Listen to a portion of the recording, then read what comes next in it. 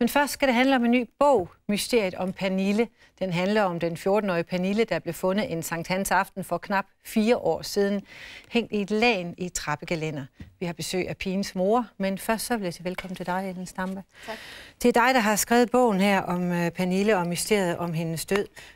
Hvorfor var det vigtigt for dig at få den bog frem? Jamen det var det, fordi jeg læste om familien i avisen, og der kunne jeg ikke forstå, hvordan at de kunne være uenige med politiet i sådan en afgørende vigtig sag, som hvordan et barn er død. Og så spurgte jeg familien, om jeg måtte have lov til at læse den obduktionsrapport, som der var på pigen. Og der, ud fra den, der kunne jeg ikke se, hvad det var, hun var død af. Så det er altså lige siden den begivenhed for næsten 4 år siden, at den her sag, den har altså rumsteret i dit hoved, og så du har ville skrive en bog om? Ja, fordi konklusionen i obduktionsrapporten var, at hun havde hængt sig, og det kunne jeg godt se, at den stammede fra politirapporten fra den aften. Ikke fra, hvad der medicinsk var fundet i forhold til hendes død.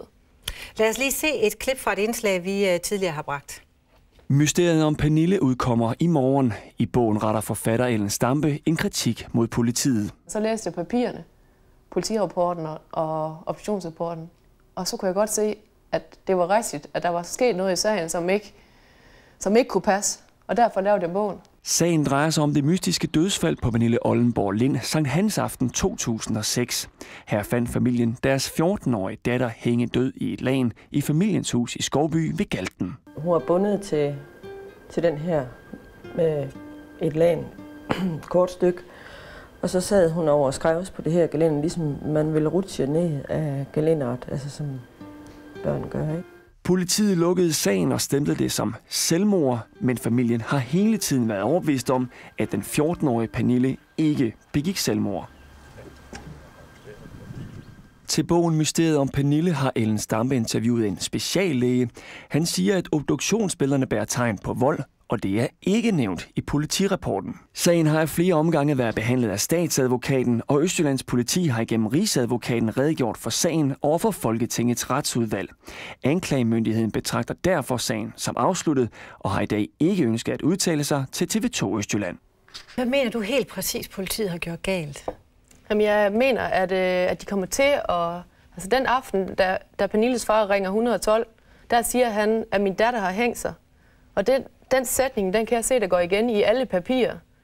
Og derfor er politiet på gerningsstedet eller ude, hvor de finder Pernille i under en time. Og så er konklusionen allerede lagt fast der, desværre. Lad os prøve at tage de forskellige andre muligheder, som du mener, der kan være. Altså, selvmord. Kan det være selvmord? Jamen, jeg er jo ikke læge, så dengang jeg fik fat i papirerne, der har jeg spurgt en professor i retsmedicin, altså både en dansk og en norsk, og spurgt dem, hvad de kan se ud fra de papirer. Og de siger begge to, at man kan ikke fastslå, om det enten er et selvmord, eller et drab, eller en ulykke, Pernille har været udsat for. Så det, der skulle have stået i rapporten, det var dødsårsag ukendt. Men hvordan kunne det for eksempel være en ulykke, og hvordan kunne det rent teknisk lade sig gøre? Jamen det kan det ved, at det findes noget, der hedder autoerotisk dødsfald, og det er, at unge mennesker, de sætter sig på noget med noget om halsen, og så fremprovokerer de iltmangel, og det er der nogle af dem, der dør af, det er en seksuel handling. Så der i teorien kunne det have været et autoerotisk dødsfald, siger lægerne. Hvorfor skulle man gøre det? Hvad er det, der sker med sådan et autoerotisk? Altså? Jamen det er, at man opnår simpelthen en nydelsestilstand i kroppen ved, at man har for lidt ilt.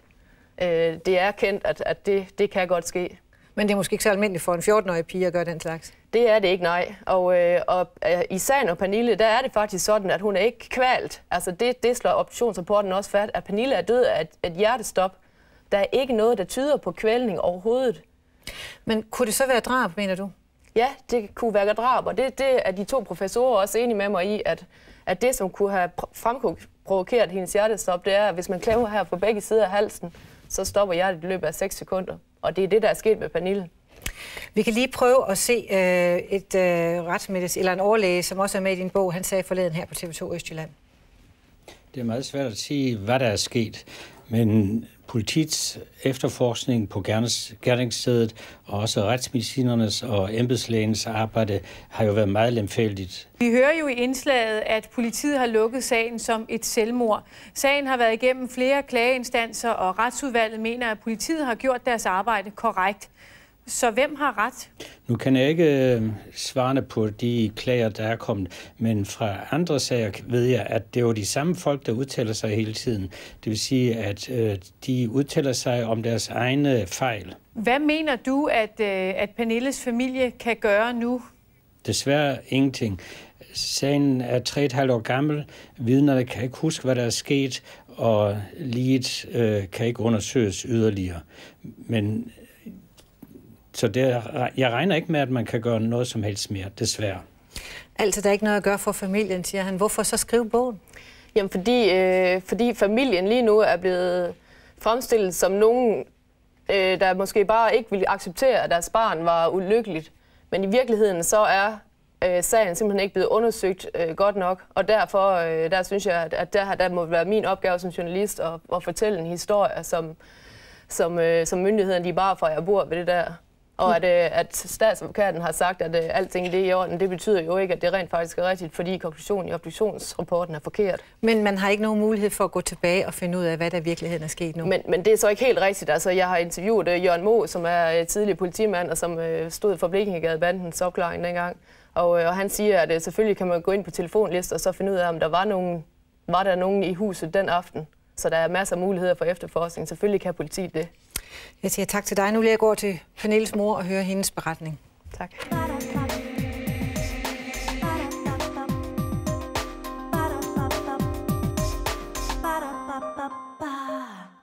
Ja, som vi lige hørte, så den her nye bog om 14-årige Pernilles død, tvivl om politiets efterforskning.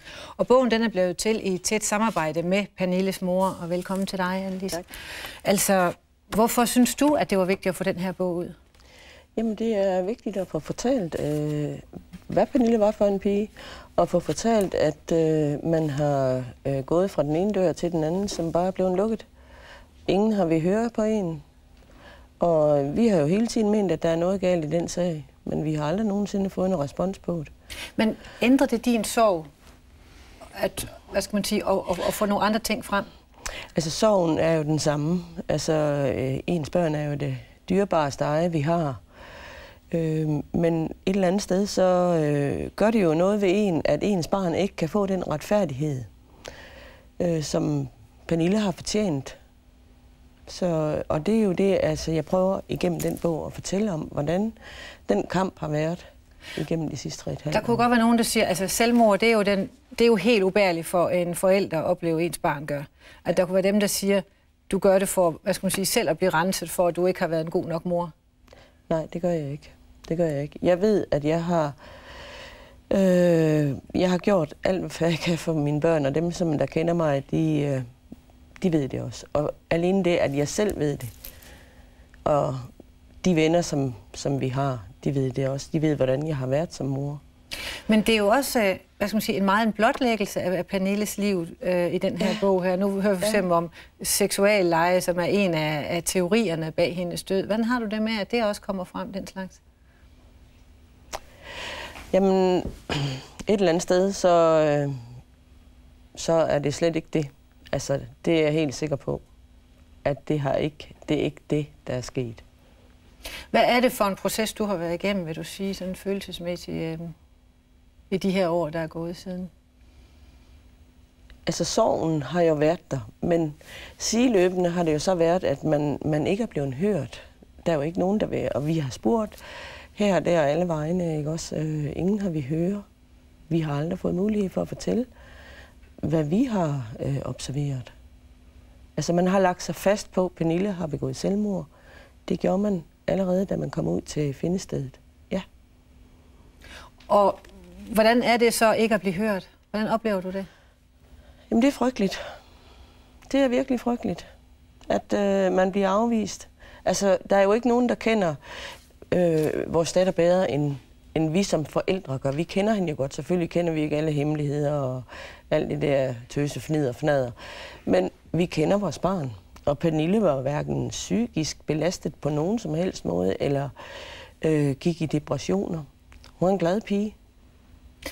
Hvad tror du, at kan bogen få dig videre i din sorgbearbejdelse? Jeg vil ikke sige, at det er en sorgbearbejdelse.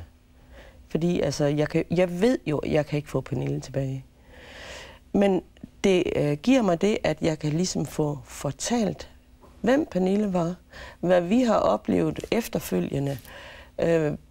Både vi har undersøgt mange ting, ikke, også, som politiet ikke har været villige til at undersøge, hvor vi selv har ligesom været ude og hente nogle oplysninger og så videre. Og det fremgår så også i bogen.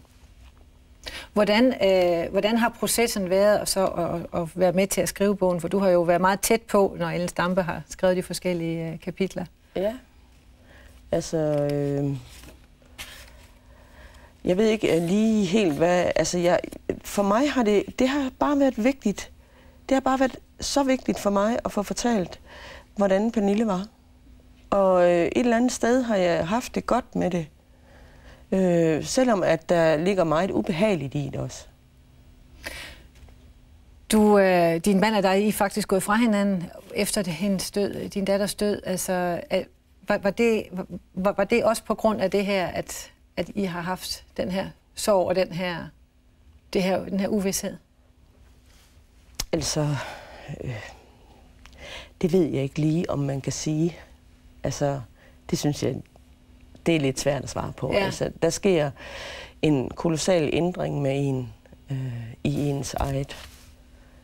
Den måde, man reagerer på? Ja, det gør der. Ja. Det gør der i ens egen sorg, ikke? Altså, det ændrer jo folk fuldstændig. Så hvor er dit liv i dag? Jamen, jeg bor over i mit sommerhus i dag. Helt ude ved vandet. Kan du nogle gange godt slippe det? Hun er jo altid med mig. Pernille er altid med i mine tanker. Det er hun. Du skal have tak, fordi du kom og fortalte om det her.